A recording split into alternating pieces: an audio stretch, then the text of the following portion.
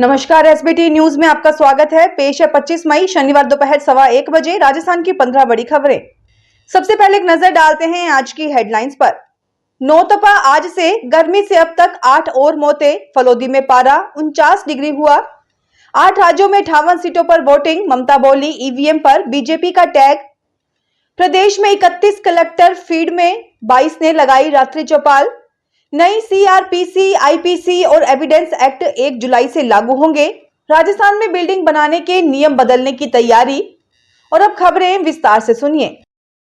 नौतपा शुरू होने के साथ ही शनिवार को पश्चिमी राजस्थान में भीषण गर्मी का दौर जारी है। फलोदी में इस सीजन का सर्वाधिक तापमान 49 डिग्री पर पहुंच गया।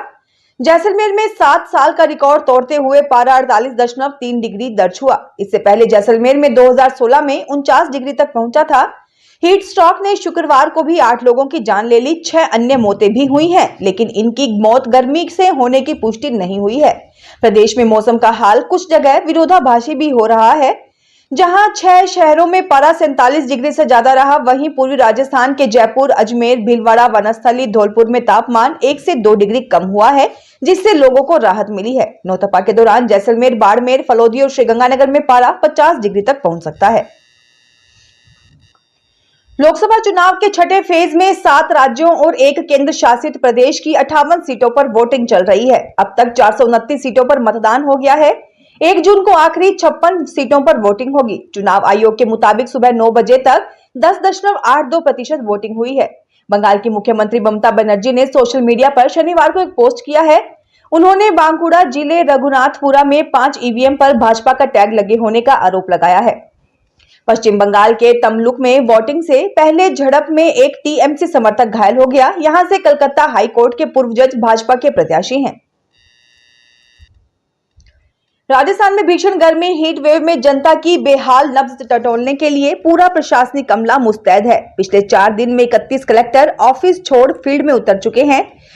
22 ने गांवों के दौरे कर वहीं रात्रि चौपालें लगाई। 3 संभागीय आयुक्तों ने रात गांवों में बिताई। कलेक्टरों को गांवों में लोग पानी बिजली की आपूर्ति को लेकर कई तरह की शिकायतें दे रहे हैं। सबसे बड़ी समस्या बिजली कटौती की सामने आई है। सीएस सुधांश पंत ने पिछले दिनों कलेक्टरों को पाबंद किया था कि वे गांवों के दौरे करें। इसका असर दिखा कि अधिकांश मशीनरी धरातल पर उतर गई। अजमेर कलेक्टर तो पूरी रात ही गांव में रुके रही। नई सीआरपीसी, आईपीसी और एविडेंस एक्ट को देश में 1 जुलाई से लागू किया जाएगा। नए आपराधिक कानूनों को लेकर डीजीपी राजस्थान यूआर साहू ने शुक्रवार को पुलिस मुख्यालय में नवीन आपराधिक कानूनों में अनुसंधान अधिकारी के लिए हैंडबुक व अनुसंधान फ्लो चार्ट के पोस्टर का विमोचन किया। इस दौरान एडीजी क्राइम दिनेश एमएन, भर्ती एवं पदोन्नति बोर्ड सचिव Mittal, police training Rahul Kotoky, intelligence training अकादमी के डायरेक्टर दीपक भार्गव और एसपी जयपुर ग्रामीण शांतनु कुमार सहित अन्य पुलिस अधिकारी मौजूद रहे। राजस्थान सरकार मल्टी स्टोरी बिल्डिंग बायलॉज नियम में संशोधन की तैयारी कर रही है। इसके तहत मल्टी स्टोरी बिल्डिंग की ऊंचाई कम करने के साथ ही बिजली और पानी की समस्या के समाधान को लेकर प्रावधान किए गए हैं। अधिकारियों के स्तर पर मल्टी स्टोरी बिल्डिंग बायलॉज के प्रावधान में बदलाव की प्रक्रिया पूरी कर ली गई है। ऐसे में अब आचार संहिता हटने के बाद स्वायत्त शासन मंत्री और मुख्य सचिव के स्तर पर चर्चा के बाद बिल्डिंग बायलॉज में संशोधन लागू किया जाना प्रस्तावित है। स्वायत्त शासन मंत्री झाबर सिंह ने बताया कि यहाँ का बिल्डिंग बायलॉज काफी पुराना हो गया है। इनमें समय के साथ बदलाव की आवश्यकता महसूस हो रही थी। राजस्थान में भीषण गर्मी और हीट वेव के बीच लोग लगातार बिजली कटौती से परेशान हैं। वहीं ऊर्जा विभाग बिजली की कमी से जूझ रहा है। इन सब के बीच सरकार अन्य राज्यों को बिजली लौटाने का काम कर रही है। आंकड़ों पर नजर डालें तो ऊर्जा विभाग प्रतिदिन 200 से 225 लाख यूनिट बिजली अन्य राज्यों को लौटा रहा है। यह प्रदेश में प्रतिदिन बिजली डिमांड का लगभग 5% है। इसके चलते प्रदेश में बिजली डिमांड के अनुसार पूरी नहीं हो पा रही है। ऊर्जा मंत्री हीरालाल नागर ने कहा कि पिछले 5 सालों में गहलोत सरकार ने बिजली उत्पादन और बिजली वितरण तंत्र को मजबूत करने के लिए कोई काम नहीं किया। पश्चिम बंगाल के बिलायती बारी में गुप्त सूचना के आधार पर कार्रवाई करने पहुंची बिहार की किशनगंज पुलिस टीम पर उग्र भीड़ ने हमला कर दिया। इस हमले में 5 पुलिसकर्मी घायल हुए हैं। जान बचाने के लिए किशनगंज टाउन थाना अध्यक्ष संदीप कुमार ने भी 5 राउंड फायरिंग की। गोली लगने से 2 घायल हो गए।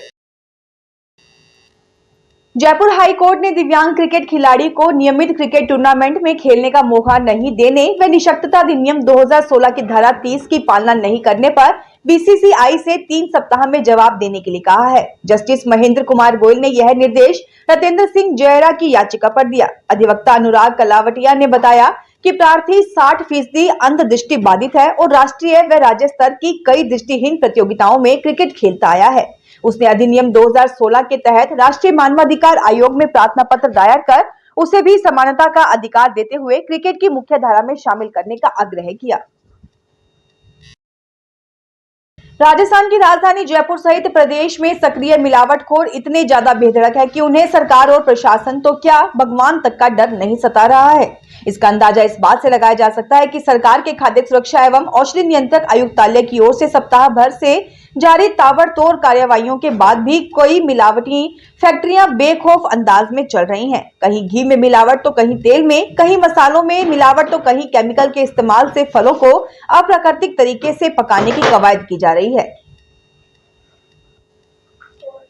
उदयपुर में वन विभाग की ओर से गुरुवार सुबह 8 बजे शुरू हुई वन्यजीव गणना शुक्रवार सुबह 8 बजे पूरी हो गई। साल 2022 की वन्यजीव गणना के अनुसार जिले की सज्जनगढ़ सेंचुरी, फुलवारी की नाल, जयसमंद सेंचुरी और बागधरा में 56 तेंदुए देखे गए।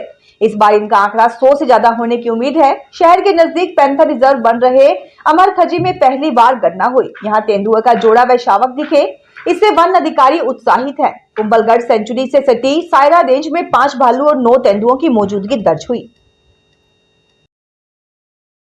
उदयपुर की पिछोला झील में इलेक्ट्रिक बोटों के संचालन की आखिर शुक्रवार से विधिवत शुरुआत हो गई। सुबह आरटीओ की ओर से नगर निगम की नई ठेका कंपनी शिवा कॉर्पोरेशन की 30 यात्रियों की क्षमता वाली 2 और 20 सीटर क्षमता वाली लग्जरी बोट को लाइसेंस दिए गए। नेवल ऑफिसर की ओर से पहले ही इनके लिए फिटनेस जारी कर दी थी। आरटीओ की हरी झंडी मिलते ही बोट शुरू कर दी गई। पहले दिन 387 पर्यटकों ने सवारी की। इसी माह के अंत तक इसे भी फिटनेस और लाइसेंस मिलने की उम्मीद है।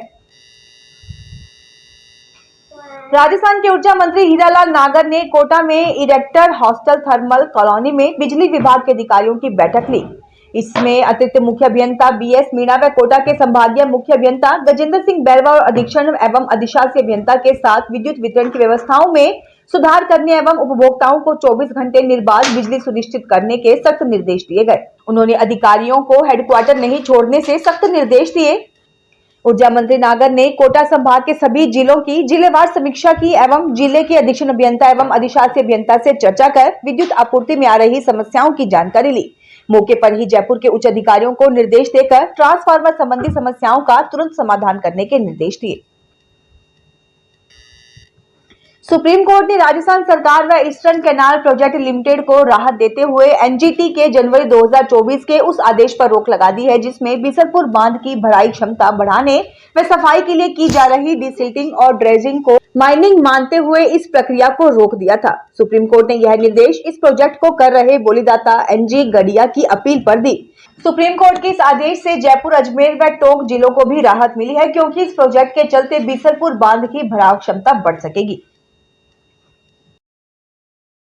उत्तर मध्य रेलवे द्वारा प्रयागराज से मथुरा तक संचालित हो रही ट्रेन को जयपुर तक विस्तार दिया गया। फिर इसे करीब 2 साल पहले मई 2022 में बीकानेर तक विस्तार दिया गया। वहीं अब इसे जैसलमेर तक चलाने की योजना बनाई गई है, यानी ट्रेन जयपुर से बीकानेर और अब जैसलमेर तक संचालित होगी। ट्रेन ऑपरेशन एक्सपर्ट आशीष पुरोहित और डीएल तनेजा बताते हैं कि इससे सबसे बड़ा फायदा ये होगा कि बीकानेर से जैसलमेर के लिए डायरेक्ट ट्रेन मिल जाएगी, वहीं जयपुर से जैसलमेर के लिए भी नई ट्रेन का विकल्प मिल जाएगा। भीषण गर्मी में ट्रैफिक पुलिस ने वाहन चालकों को राहत देने की पहल कर दी है। जयपुर में न्यू गेट पर रेड सिग्नल का टाइम 45 सेकंड से घटाकर अब 30 ही कर दिया गया है।